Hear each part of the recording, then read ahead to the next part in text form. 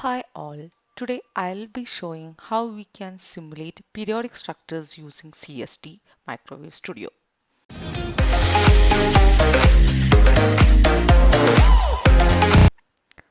So periodic structures are infinite array of patches over a grounded dielectric. So it is not easy to simulate the entire structure.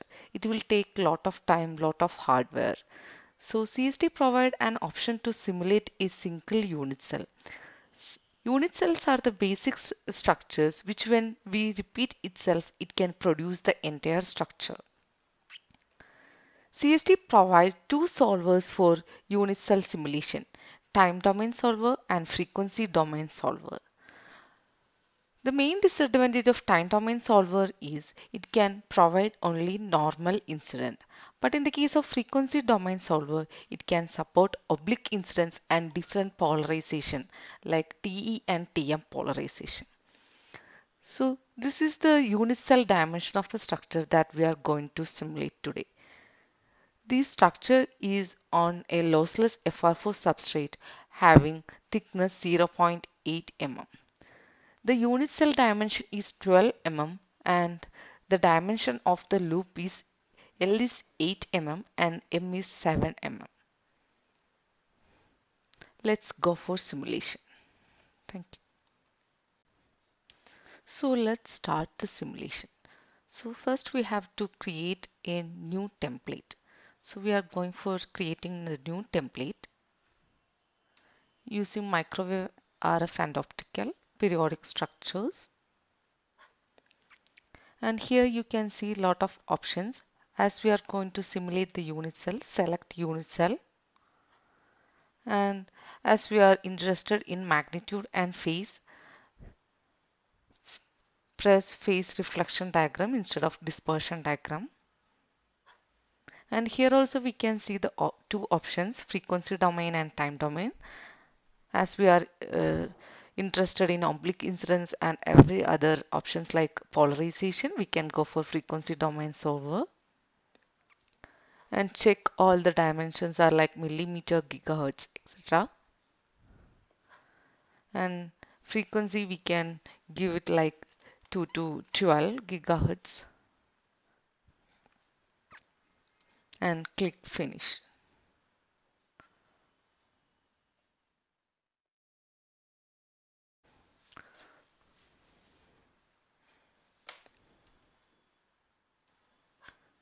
Now we have to draw the structure. So I'm going to modeling and clicking on the brick.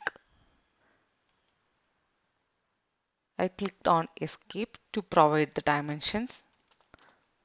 First I am creating the dielectric having unit cell dimension 12 mm.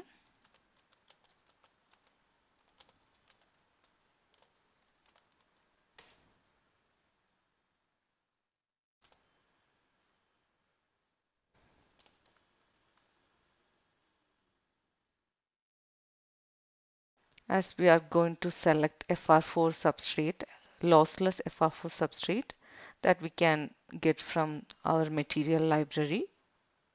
So here you can see it has only losses.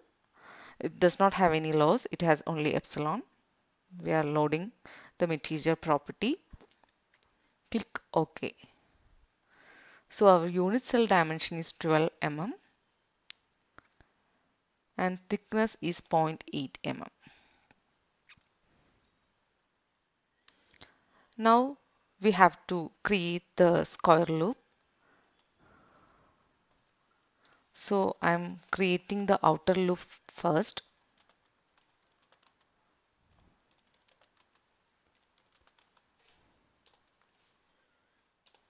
So I'm providing a thickness to the metal layer has 0.01 mm and I am assigning material as PC.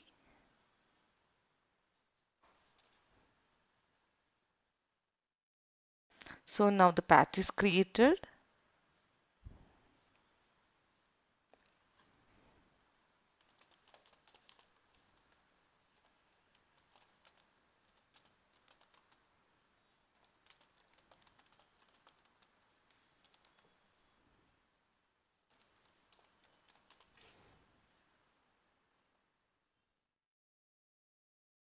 W is 7 mm. So we get two patches and I'm going to subtract patch 1 from patch to create the square loop. So now we got the structure.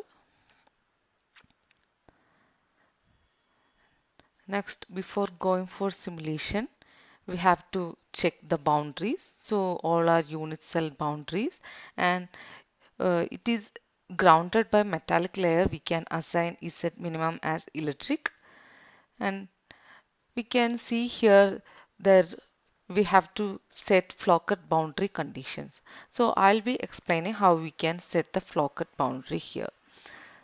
So when we click on flocket boundary, you can see an option like distance to reference plane. As we are interested in the amplitude and phase information of this periodic structure, when we are putting a flocket boundary here, it will be taking the phase of this port. But actually we need the phase of the structure that is just above this phase. So we have to de-embed this port to above this structure. So that we have to specify here. That we don't know actually now. The easy way to get the distance from this port to this structure is using the waveguide port option. So I will show you how we can obtain that from waveguide port option. So I am clicking cancel here and pressing OK. So in order to get the port de-embedding distance, I am just clicking waveguide port and I am going to put a waveguide port from Z direction and it should be in the negative direction, and we can see some distance here. So this distance actually specifies the distance from this waveguide port to bottom of this structure. So we actually need the distance from the waveguide port to top of the structure. So this distance actually means the distance from this waveguide port to the bottom of the structure. So we need the distance from waveguide port to top of the structure. So we can obtain that distance from this distance from waveguide port to bottom. To obtain that, we have to take the difference of the thickness of the dielectric and thickness of the metal from this total distance. For that, I am just copying this distance.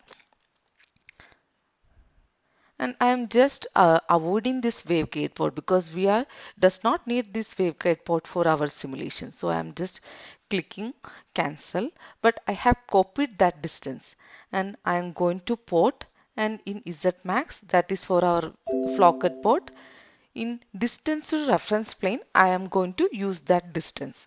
So as it is in negative direction, I am putting negative, and within the bracket, I am going to put that distance minus thickness of the dielectric, that is H, minus the thickness of the patch, that is 0.01. So I have given that distance and click OK.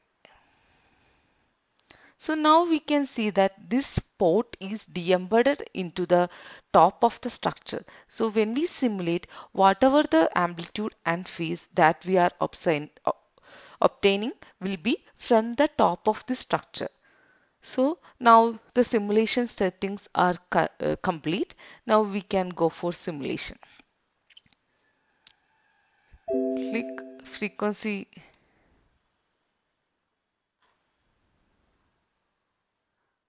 domain solver and click start.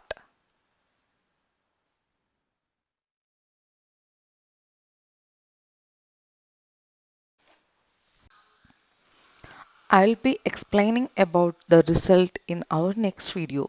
Thank you so much for watching.